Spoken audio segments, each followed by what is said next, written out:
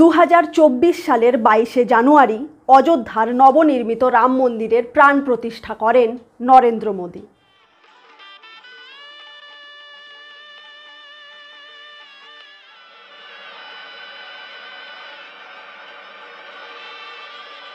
উনিশশো সাল থেকে বিজেপি তাদের প্রতিটি ম্যানিফেস্টোতে লাগাতার একটি সংকল্পের কথা লিখে গেছে।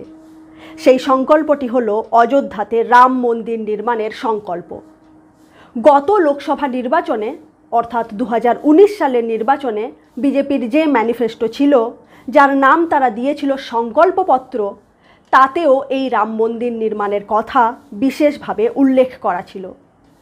সে বছরেরই 9 নভেম্বর তারিখে সুপ্রিম কোর্ট রাম জন্মভূমি মামলার ফাইনাল জাজমেন্ট দেয়। সুপ্রিম কোর্টের সেই রায়ের ওপর ভিত্তি করে অযোধ্যাতে রাম মন্দির নির্মাণের কাজ আরম্ভ হয়। আর 2024 সালের 22শে জানুয়ারি সেই নবনির্মিত রাম মন্দিরের প্রাণ প্রতিষ্ঠা করেন প্রধানমন্ত্রী নরেন্দ্র মোদী। 2024-এর নির্বাচনে নরেন্দ্র মোদী এবং বিজেপি পুরো ভারত জুড়ে এই রাম মন্দির নির্মাণের সাফল্যকে তাদের সবচেয়ে বড় সাফল্য হিসেবে প্রচার করতে শুরু করেন। তাই স্বাভাবিকভাবেই বিজেপি মনে করেছিল এই রাম মন্দির ইস্যু এবারের নির্বাচনের সবথেকে বড় ইস্যু হতে চলেছে, যার ডিভিডেন্ড তারা অবশ্যই পাবে। কিন্তু গত 4 জুন তারিখে নির্বাচনের ফল প্রকাশের পর দেখা গেল রাম মন্দির ইস্যু বিজেপিকে খুব বেশি লাভ দেয়নি। বিজেপি এককভাবে পেয়েছে 240টি আসন, যেখানে গতবার তারা পেয়েছিল 303টি আসন। তবে এর থেকেও বেশি অবাক করার মতো বিষয় হচ্ছে, অযোধ্যা যে লোকসভা আসনের অন্তর্গত, সেই ফৈজাবাদ আসনেই বিজেপি হেরে গেছে। অবশ্য পুরো উত্তরপ্রদেশ রাজ্যের নিরিখেই বিজেপির ফলাফল অপ্রত্যাশিতভাবে খারাপ হয়েছে। তবুও সবচেয়ে বেশি চর্চা হচ্ছে ফৈজাবাদ আসনটিকে নিয়েই। ফৈজাবাদ থেকে পরপর দুবার জয়ী হওয়া বিজেপি সাংসদ এবার কেন জয়ী হতে পারলেন না? রাম মন্দির ইস্যু এখানে কেন বিজেপিকে ডিভিডেন্ড দিতে পারল না? আর সমাজবাদী পার্টির প্রার্থী অবধেশ প্রসাদের এই জয়লাভের পেছনে কোন কোন ফ্যাক্টর কাজ করেছিল? এ সমস্ত কিছু নিয়ে বিস্তারিত আলোচনা করব এই পর্বে। নমস্কার, আমি অন্তরা, আর আপনারা দেখছেন ইনসাইট।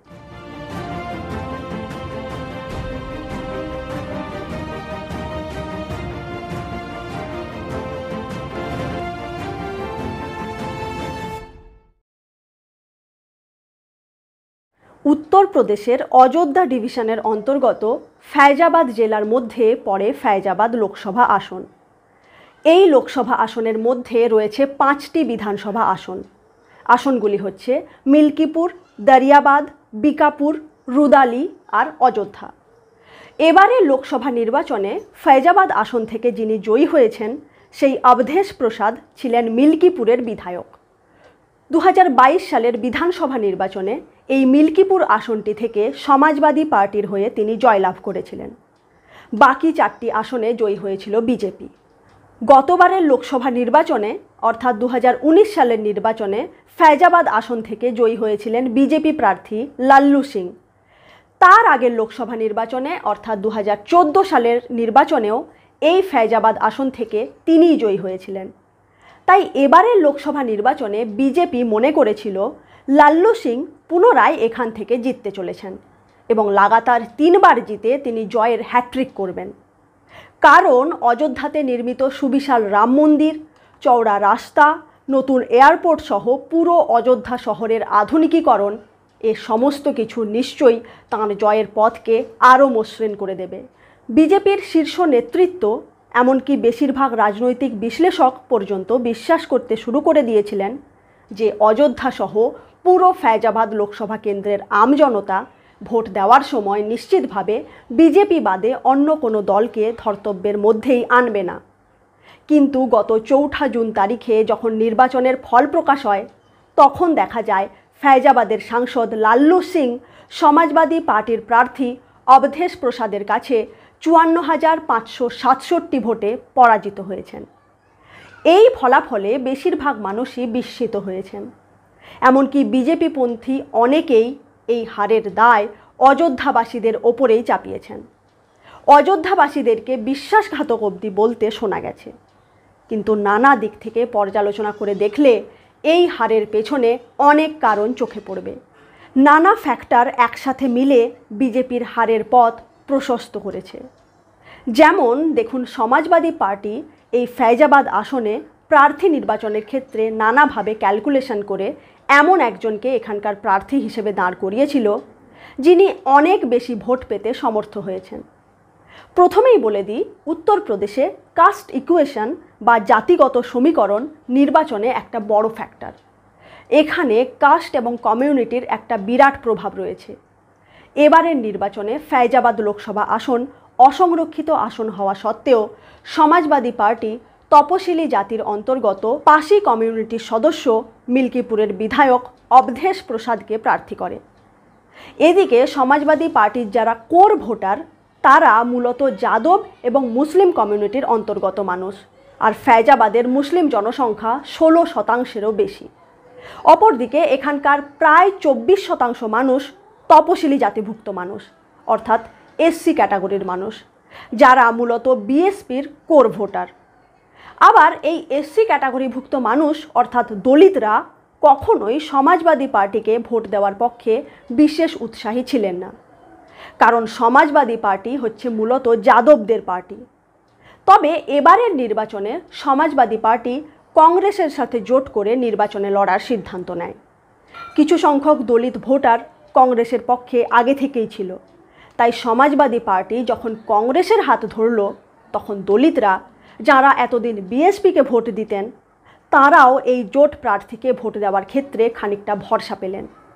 আবার অবধেশ প্রসাদ হচ্ছেন এসসি ক্যাটাগরিভুক্ত পাসি কমিউনিটির সদস্য, অর্থাৎ তিনি নিজেই একজন দলিত। তাই সমাজবাদী পার্টি তাঁকেই যখন ফৈজাবাদের প্রার্থী করল তখন দলিতদের মধ্যে তাঁর গ্রহণযোগ্যতা আরও বেড়ে গেল। তাঁর নামে দেওয়া একটি স্লোগান খুবই জনপ্রিয় হয়ে উঠেছিল, না মথুরা না কাশী, অযোধ্যা মে ইসবার অবধেশ পাসি। রাজনীতির ময়দানে অবধেশ প্রসাদ পুরনো খেলোয়াড়। তিনি 9 বারের বিধায়ক এবং মুলায়ম সিং যাদব আর অখিলেশ যাদবের মুখ্যমন্ত্রিত্বের সময় 6 বার বিভিন্ন দপ্তরের মন্ত্রী পদও সামলেছেন। তাই তাঁর রাজনৈতিক অভিজ্ঞতাও যথেষ্ট রয়েছে। তাঁর হয়ে প্রচারের সময় অখিলেশ যাদবের একটি ভিডিও সমাজ মাধ্যমে যথেষ্ট ভাইরাল হয়েছে। आपके बहुत ही लोकप्रिय नेता, पूर्व मंत्री, पूर्व विधायक और पूर्व विधायक इसलिए बोल रहा हूं, सांसद बनने वाले हो। এদিকে বিভিন্ন বিজেপি নেতা প্রচার করছিলেন যে তাঁরা অর্থাৎ বিজেপি পুনরায় ক্ষমতায় এলে সংবিধান সংশোধন করা হবে। আর প্রথম থেকে কংগ্রেস এই বক্তব্যগুলিকে হাতিয়ার করে বিজেপির বিরুদ্ধে আক্রমণ করছিল। কংগ্রেস এবং সমাজবাদী পার্টি লাগাতার প্রচার চালাচ্ছিল যে বিজেপি ক্ষমতায় এলে সংবিধান পরিবর্তন করে এসসি, এসটি ও ওবিসি ক্যাটাগরিভুক্ত মানুষদের জন্য যে সংরক্ষণ রয়েছে তা তারা তুলে দেবে। কংগ্রেস ও সমাজবাদী পার্টির এই বক্তব্যকে আরও গ্রহণযোগ্য করে তোলার ক্ষেত্রে অনুঘটকের কাজ করেন ফৈজাবাদের বিজেপি প্রার্থী লাল্লু সিং স্বয়ং। তাঁর একটি বক্তব্য সমাজ মাধ্যমে খুব ভাইরাল হয়, যেখানে তাঁকে বলতে শোনা যায় 272 আসন পাওয়া একটি সরকার সংবিধান বদল করতে পারে না। সংবিধান বদল করতে বা একটি নতুন সংবিধান তৈরি করার জন্য আমাদের 2/3 গরিষ্ঠতা প্রয়োজন। सरकार तो 272 पर ही बन जाता है, लेकिन 272 की सरकार संविधान में संशोधन नहीं कर सकती। उसके लिए 2/3 बहुमत से अधिक चाहिए या नया संविधान बनाना, इसके लिए कई कई नियम बदलने होंगे, संविधान में संशोधन करना होगा और बहुत सारे काम करने। सरकार तो 272 पर ही बन जाता है, लेकिन 272 की सरकार संविधान में संशोधन नहीं कर सकती। उसके लिए 2/3 बहुमत से अधिक चाहिए। লাল্লু সিংয়ের এই বক্তব্য দলিতদের মধ্যে বিশেষ প্রভাব ফেলে। তবে শুধু লাল্লু সিং একা নন, আরও বেশ কয়েকজন বিজেপি প্রার্থী, যেমন মিরটের বিজেপি প্রার্থী অরুণ গোভিল, যিনি রামানন্দ সাগরের নির্মিত দূরদর্শন সিরিজ রামায়ণে রামের ভূমিকায় অভিনয় করেছিলেন, সেই অরুণ গোভিল, কর্ণাটকের বিজেপি সাংসদ অনন্ত কুমার হেগড়ে, রাজস্থানের নাগৌরের বিজেপি প্রার্থী জ্যোতি মির্ধা এরাও নির্বাচনী প্রচারের সময় এ ধরনের বক্তব্য রেখেছেন। আর এসবের ফলে দলিত ভোট পুরোপুরিভাবে কনসলিডেট হয়ে সমাজবাদী পার্টির দিকে চলে যায়। ফলে যেখানে 2022 সালের বিধানসভা নির্বাচনে এই ফৈজাবাদ লোকসভা কেন্দ্রের অন্তর্গত 5টি বিধানসভা মিলিয়ে বিএসপি পেয়েছিল মোট 1,31,000 ভোট, অর্থাৎ প্রায় 12% কাছাকাছি, সেখানে এবারের লোকসভা নির্বাচনে বিএসপি পেয়েছে মাত্র 46,000-এর কিছু বেশি ভোট। অর্থাৎ হিসেব করে দেখলে দেখা যায় বিএসপির ভোট কমেছে প্রায় 7%। আর এই পুরো ভোট ট্রান্সফার হয়েছে সমাজবাদী পার্টির ঝুলিতে। মনে করা হচ্ছে মূলত নিজেদের সংরক্ষণের অধিকারকে বাঁচানোর জন্য ফৈজাবাদের সংখ্যাগরিষ্ঠ দলিত ভোটার দলে দলে অবধেশ প্রসাদকে ভোট দেন। অবশ্য তাঁর জয়ী হওয়ার পেছনে আরও কতগুলি ফ্যাক্টর ছিল। যেমন রাম মন্দিরে যাওয়ার জন্য 13 কিলোমিটারের যে রাম পথ নির্মাণ করা হয়েছে, পূর্বে সেটি অযোধ্যার মুখ্য সড়ক ছিল। রাস্তা চওড়া করার জন্য তার দুপাশে যা কিছু ছিল সেই সমস্ত কিছুকে ভেঙে ফেলা হয়েছে। 20 মিটার চওড়া এই রাস্তা নির্মাণের জন্য 2200টি দোকান, 800টি ঘর, 30টি মন্দির, 9টি মসজিদ এবং 6টি সমাধিক্ষেত্র সম্পূর্ণরূপে ভেঙে ফেলা হয়েছে। এই রাস্তার ওপরে সুশীলা দেবী নামে এক বৃদ্ধার 2 কামরা বিশিষ্ট ছোট্ট একটি ঘর ছিল। 1 বছর পূর্বে সেই ঘরটিকে বুলডোজার দিয়ে ভেঙে ফেলা হয়। নিঃসম্বল বিধবা সুশীলা দেবীর এমন কোনো আত্মীয় নেই যার কাছে তিনি আশ্রয় পেতে পারতেন। 2 মাস ধরে তিনি ফুটপাতেই ছিলেন। বর্তমানে তিনি একটি বৃদ্ধাশ্রমে আশ্রয় নিয়েছেন। এরকমই কাহিনী রাম মন্দিরের কাছে অবস্থিত 8টি যাদব পরিবারেরও। সুপ্রিম কোর্টের রায়ের পর যখন শ্রী রাম জন্মভূমি তীর্থক্ষেত্র ট্রাস্ট মন্দির নির্মাণের কাজ আরম্ভ করে, তখন প্রথমেই এই 8টি পরিবারের ঘরবাড়ি বুলডোজার দিয়ে ভেঙে ফেলা হয়। ক্ষতিপূরণ বাবদ গীতা যাদবের পরিবারকে মাত্র 25,000 টাকা দেওয়া হয়। আবার রাজন যাদবের পরিবারকে কোনো ক্ষতিপূরণই দেওয়া হয় না। ঠিক একই রকম কাহিনী অযোধ্যার আরও বহু পরিবারের, যাদের ঘরবাড়ি, দোকান, জমি জায়গা সমস্ত কিছু মন্দির বা রাস্তার জন্য চলে গিয়েছে। নিজের জায়গা ছেড়ে তাদেরকে অন্যত্র উঠে যেতে হয়েছে। উপার্জনের সমস্ত রাস্তাই প্রায় বন্ধ হয়ে গেছে। রাম মন্দির নির্মাণের সাথে সাথে পুরো অযোধ্যা জুড়ে উন্নয়নের আরও নানা কাজ হয়েছে।